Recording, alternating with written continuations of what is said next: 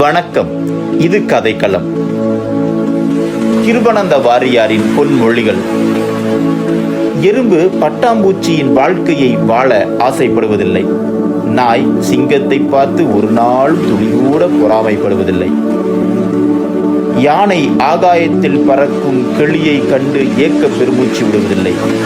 காகம் குயிலின் இசையை கேட்டு தானும் அதுபோல பாட ஏங்குவதில்லை. சிற்பம் போல் சாதாரண கருங்கல் இல்லை, நாற்காலி போல் கட்டில் இல்லை. ஒரு மரத்தின் பழங்களிலேயே ஒன்று போல் மற்றொன்று இல்லை. ஒரு தாய் வயிற்று பிள்ளைகளே ஒருவர் போல் ஒருவர் இல்லை.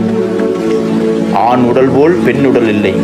நேற்று போல் இன்று இல்லை, இன்று போல் நாளை இல்லை. அதனதன் வாழ்க்கையை அது வாழ்கின்றது.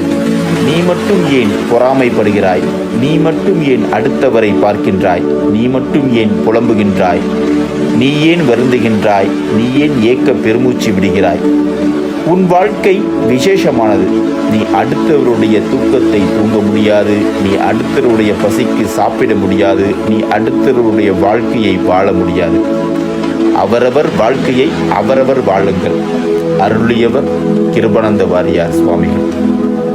நன்றி, வணக்கம். இந்த சேனலை தொடர்ந்து சப்ஸ்கிரைப் செய்யவும். அனைவருக்கும் இனிய புத்தாண்டு நல்வாழ்த்துக்கள்.